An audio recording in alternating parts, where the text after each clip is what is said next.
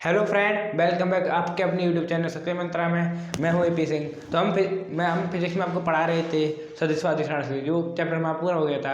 आज हम नया चैप्टर शुरू करते हैं, गतिकी, काइनेटिक्स। तो गतिकी में सबसे पहले जानते हैं इसमें गतिकी के जो पार्ट है होते हैं उसमें कौन कौन सी चीज़ हमारे लिए मेन है, उसके बारे में नंबर बाई नंबर जानेंगे पॉइंट आउट करके। तो पहला आता है विरामावस्था और गति अवस्था। विरामावस्था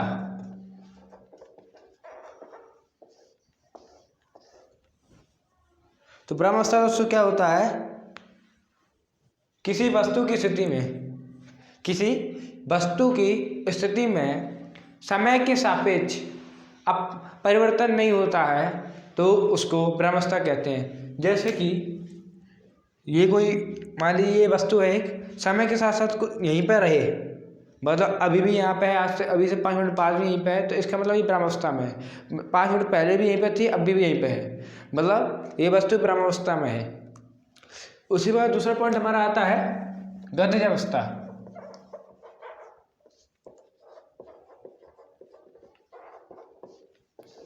ये क्या होता है दोस्तों, क्या समय के साथ साथ कोई वस्तु की स्थिति परिवर्तित हो जाती है तो उस वस्तु की अवस्था को हम गतिज अवस्था कहते हैं। अब ये कुछ देर पहले यहाँ पर थी, अब यहाँ पे है, इसका मतलब ये वस्तु गतिज अवस्था में है, तभी तो यहाँ से एक यहाँ तक आ गई है। अगला पॉइंट दोस्तों हमारा है दूरी व विस्थापन। ये पॉइंट इंपॉर्टेंट है।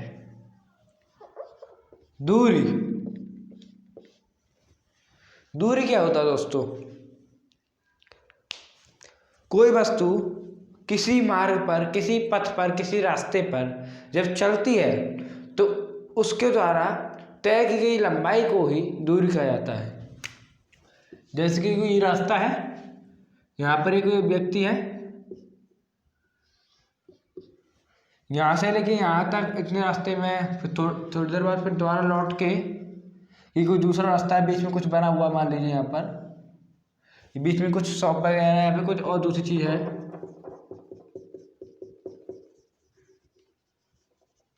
ओके फ्रेंड, और यहाँ से ये सड़क ऐसे जा रही है, यहाँ से ऐसे गया, फिर ऐसे दोबारा लौट के यहाँ तक आ गया, और यहाँ से लौटने के बाद फिर ये दोबारा इधर की तरफ एक रास्ते तरफ ले गया। तो यहाँ पर कुल दूरी दोस्तों, पहले यहाँ से लेके यहाँ तक मान लिया हमारी x दूरी है, यहाँ से लेके यहाँ तक x दूरी ये वाली है, फिर प्लस में ये यहाँ से लेके यहाँ तक y दूरी हुई, और यहाँ से लेके यहाँ तक हमारी z दूरी है माना। ओके दोस्तों, या फिर आपके लिए किसी दूसरी टाइप से देखता हूँ।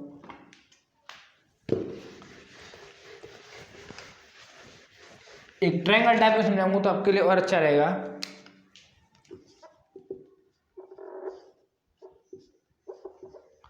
ये कोई व्यक्ति है, यहाँ पर ये कुछ पॉइंट है A B C और ये D। ओके दोस्तों, इसकी दूरी है x, ये y, ये z और ये p दूरी है, स्मॉल भी कह सकते हैं हम इसको। तो ये दोस्तों ये व्यक्ति यहाँ से लेके यहाँ तक गया, पहले x दूरी तक गया b पॉइंट तक, उसके बाद y दूरी तय करके c पॉइंट तक गया, उसके बाद z दूरी तय करके दोबारा a पॉइंट पर आ गया। ए पॉइंट के बाद ये बंदा फिर से डी पॉइंट पर गया, तो यहाँ पर जो इसकी कुल दूरी होगी, हम दूरी की बात कर रहे हैं, तो दूरी इसके द्वारा चले गए पथ की कुल लंबाई, ये पथ और ये पथ, इसकी कुल लंबाई होगी दोस्तों x plus y plus z plus small p। Okay दोस्तों, अगला पॉइंट आता है हमारा इसी में विस्थापन। ये क्या होता है विस्थापन, सबने सुना है, दूरी विस्थापन। तो विस्थापन उस व्यक्ति के एक ही रास्ते में चले गए, ना कुल दूरी नहीं कहेंगे यहाँ पे दोस्तों, हम कहेंगे कि गतिशील वस्तु की प्रारंभिक व अंतिम स्थितियों के बीच की न्यूनतम दूरी को विस्थापन कहते हैं। ये गतिशील व्यक्ति है, इसके द्वारा चली गई प्रारंभिक व अंतिम स्थिति के बीच की न्यूनतम दूरी को हम विस्थापन कहेंगे। यहाँ पर x चला, y चला, z चला और फिर ये p चला, तो इसमें हमारा कोई मतलब नहीं, x y z चला फिर वापस में यहाँ पे आ गया, इसका विस्थापन यहाँ पर फिर जो 0 हो गया, उसके बाद ये d बिंदु तक p पे गया है, तो इसका मतलब ये है, ये देखना है कि इसके द्वारा सिर्फ विस्थापन इसका है p, जबकि दूरी इसकी x plus y plus z plus p है। ओके दोस्तों, इतना आप समझे होंगे। अब कराते हैं आज का अगला पार्ट।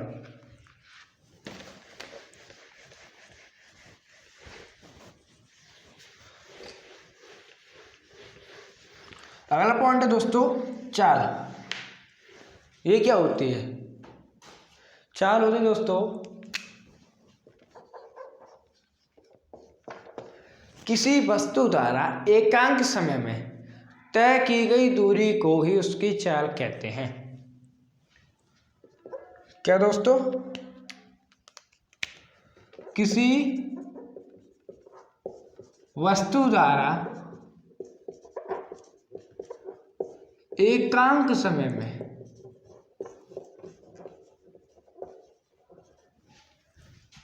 तय की गई दूरी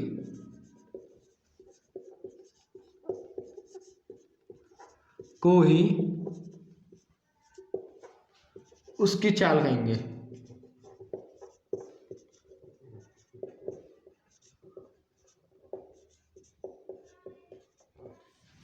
ओके दोस्तों, जैसे कि कोई बंदा 1 सेकंड में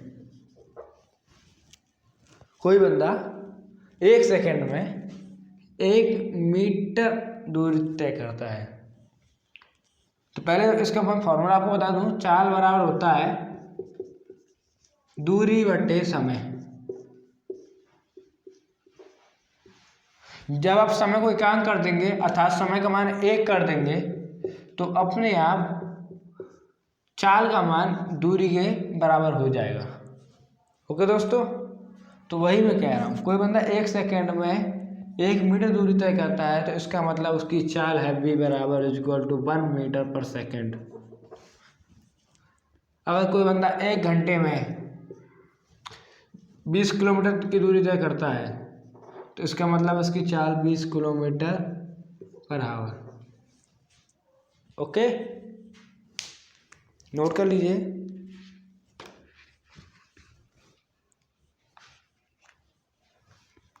अगला पॉइंट है दोस्तों हमारा औसत चाल।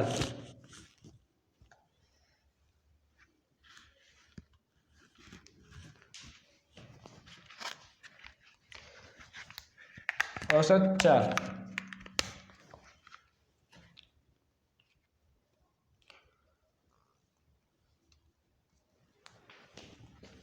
ये क्या होता है?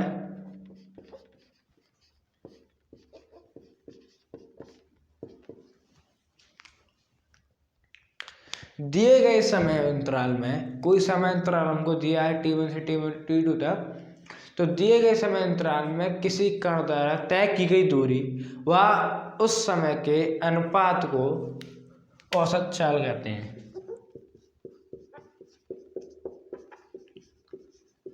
समय अंतराल में तय की गई दूरी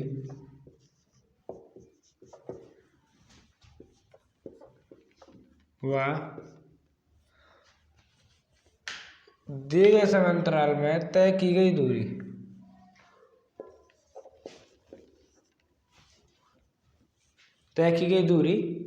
व समय के अनुपात को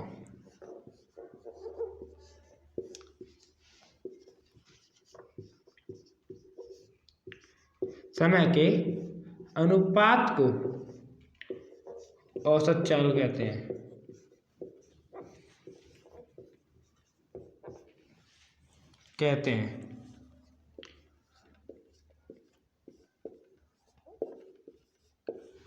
ओके दोस्तों, औसत चाल सूत्र में ऊपर लिख देता हूं। औसत चाल बराबर कुल दूरी बटे कुल समय, या फिर आपको यहाँ पर समय अंतराल भी कह सकते हैं। क्या दोस्तों? समय अंतराल।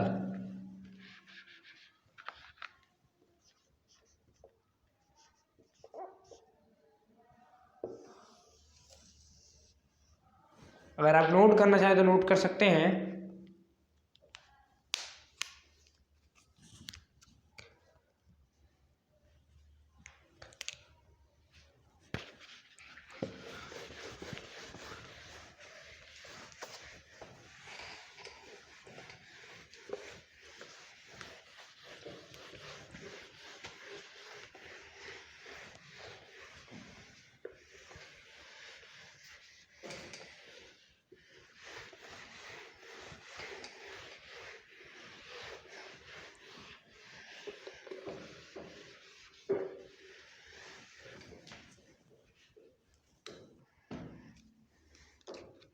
तात्क्षणिक चाल। तात्क्षणिक चाल ये क्या होता है दोस्तों? इसके बारे में हम देखेंगे।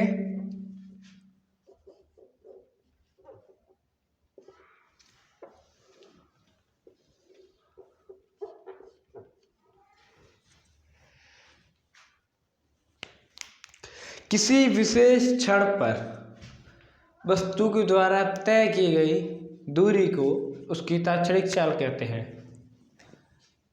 अगर मान लिया इसमें लिमिट का प्रयोग किया, हम जानते हैं इसमें तात्क्षणिक का कोई भी चीज़ आएगी तो उसमें लिमिट का प्रयोग किया जाएगा। मान लिया टी समय पर दूरी टी समय पर कोई कण कुछ दूरी तय करता है तो उसके लिए फॉर्मूला बनता है, उसके बारे में हम जानेंगे क्या है। पहले इसकी मैं हेडिंग करा देता हूँ। किसी विशेष क्षण पर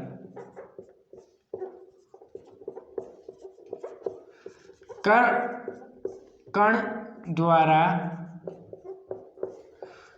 तय की गई दूरी को उसकी तात्क्षणिक चाल कहते हैं।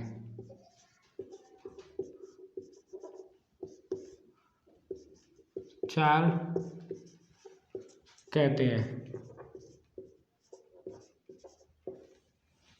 ओके दोस्तों, तो ये किस टाइप से यूज की जाती है उसका मैं बताता हूँ। मान लीजिए वी दूरी, वी चाल तय करती है एस दूरी टी समय में वी वेग से,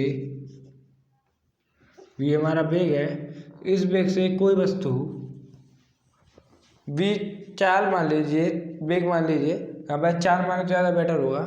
तो वी चाल से एक्स दूरी, एस दूरी टी समय में कोई वस्तु तय करती है तो उसकी तात्क्षणिक चाल क्या होगी उसके बारे में जानेंगे अब।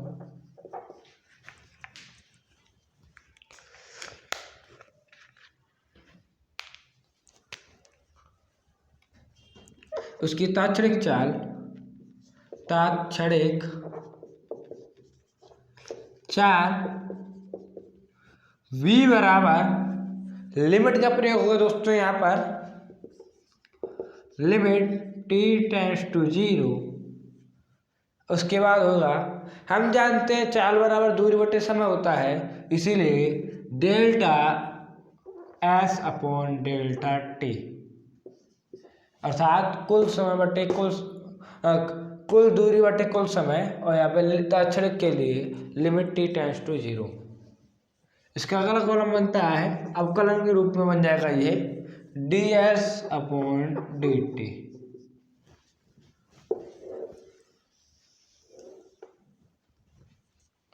ओके दोस्तों, अब आते हैं अगले वाले क्वेश्चन पर। तो उस क्वेश्चन में हम आपके लिए और भी कई चीज कराएंगे। अब दोस्तों मैं आपको एक न्यूमेरिकल कराने जा रहा हूं, तो उससे पहले मैं इसको रफ कर देता हूं।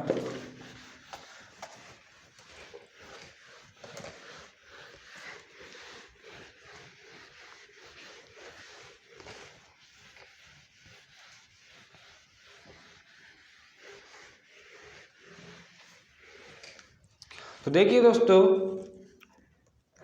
न्यूमेरिकल है, अब्दुल गाड़ी से स्कूल के क्रम में चाल को 20 किलोमीटर प्रति घंटे की रफ्तार से जाता है। अब्दुल किसी गाड़ी से स्कूल जाता है तो उस समय उस गाड़ी की चाल 30 किलोमीटर प्रति घंटे की रफ्तार होती है। लौटते समय अब्दुल उसी गाड़ी से वापस आता है, लेकिन रास्ते में भीड़ कम होने के कारण उसकी गाड़ी की औसत चाल बढ़ जाती है और वो गाड़ी की औसत चाल 30 किलोमीटर प्रति घंटे की रफ्तार से आती है। तो पूरे रास्ते में उसकी औसत चाल क्या होगी पूरी यात्रा में? कहने वाले मैं आपको पूरा क्वेश्चन नहीं लिखाऊंगा, क्वेश्चन लिखा दूंगा, उसी टाइप से आप समझ जाइए।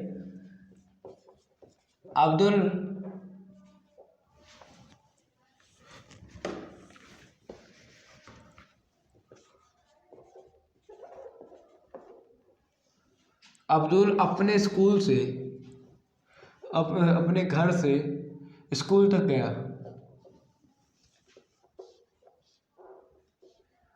अपने घर से अब्दुल स्कूल तक गया। इस समय जाते समय उसकी रफ्तार गाड़ी की चाल 20 किलोमीटर प्रति घंटे थी। ओके फ्रेंड, जब वो लौट कर आया तो रास्ते में भीड़ कम थी, उसी दूरी को रास्ते में भीड़ कम थी उसकी, तो इसके कारण वो आसानी से साइकिल थोड़ा और तेज चला लिया। तो उस समय उसकी गाड़ी की रफ्तार, साइकिल की रफ्तार, कुछ भी आप कह सकते हैं, 30 किलोमीटर प्रति घंटे की रफ्तार उसकी हो गई। तो पूरे रास्ते में उसकी औसत चाल क्या है? औसत चाल पूछ रहा है सवाल में, औसत चाल पूरे रास्ते में क्या होगी?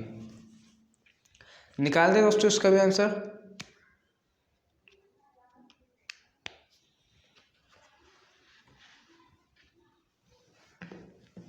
सबसे पहले दोस्तों हम उसकी दूरी यहाँ से लेके यहाँ तक हमको नहीं दी है, तो ये पता करना जरूरी है, इसलिए हमने इसको x मान लिया। सॉल्यूशन में माना अब्दुल के घर से स्कूल तक की दूरी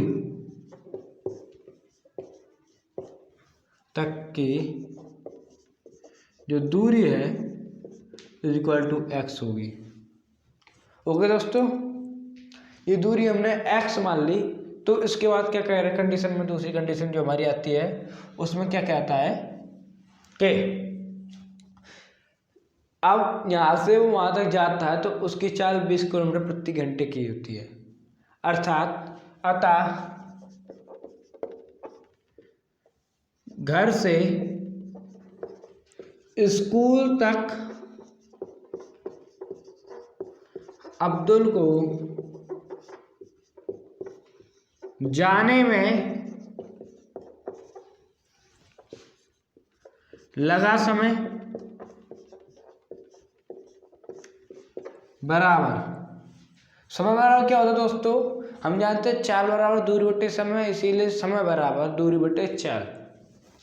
x बटे चाल हमारी कितनी, इसकी 20 किलोमीटर प्रति घंटे की रफ्तार है। ओके, उसी टाइप से स्कूल से घर आने में लगा समय दोस्तों,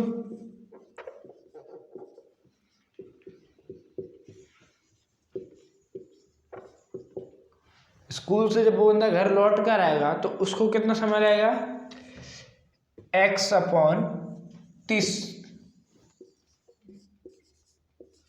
यहां तक आप नोट कर लीजिए। एक बार फिर से बता देता हूं, क्वेश्चन है हमारा, अब्दुल घर से स्कूल तक जाता है, फिर जाके द्वारा लौट के आता है। जब जाता तो उसकी औसत चाल 20 किलोमीटर प्रति घंटे की होती है, और जब लौट के आता है तो उसकी औसत चाल बढ़ जाती है, 30 किलोमीटर प्रति घंटे की हो जाती है। तो क्वेश्चन इज दैट कि उसकी पूरे रास्ते में औसत चाल कितनी होगी। सॉल्यूशन में सबसे पहले हमने इसको दूरी को x माना, लेकिन यहाँ से लेके यहाँ तक जो है माना अब्दुल के घर से स्कूल तक की दूरी x। अतः घर से स्कूल तक अब्दुल को जाने में लगा समय हुआ x/20। समय बराबर दूरी बटे चाल, इसीलिए x/20। स्कूल से घर आने में लगा समय अब्दुल को लगेगा x/30। दूरी x है, चाल उसकी 30 के। किलोमीटर प्रति घंटे की है। नोट कर लीजिए दोस्तों। इसके बाद मैं अगला करा रहा हूँ इसकी सॉल्यूशन। हम उम्मीद आपने नोट कर लिया होगा।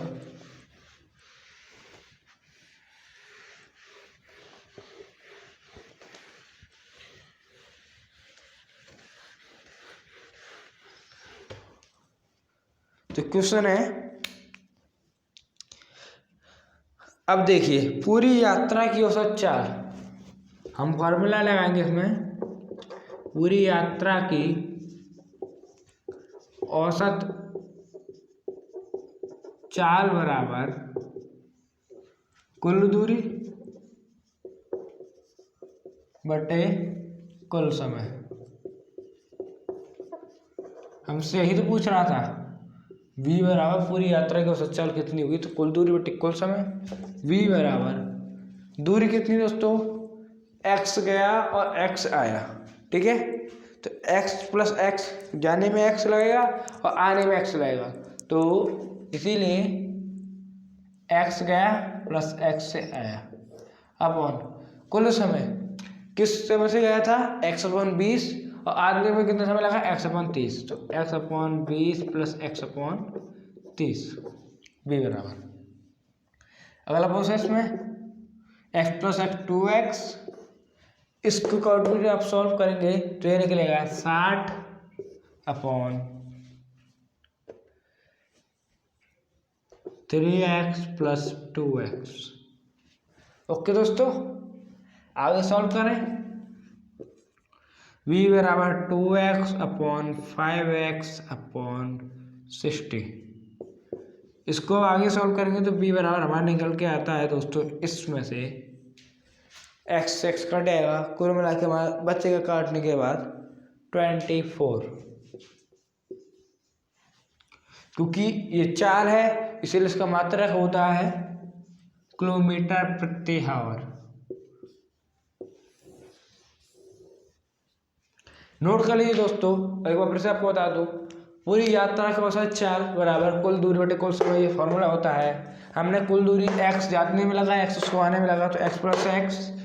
कुल समय पहले उसने x प्लस x अपॉन 20 ये जाने में लगाया, प्लस आने में उसने x अपॉन 30 लगाया, इन दोनों को जोड़ देंगे, x प्लस x 2x और इसको सॉल्व किया तो 3x प्लस 2x अपॉन 60। इसको आगे में सॉल्व किया तो 2x plus 2x by 5x by 60 equal to, पूरा सॉल्व करने के बाद आता है v equal to 24 kilometre per hour. Note कर लीजिए दोस्तों।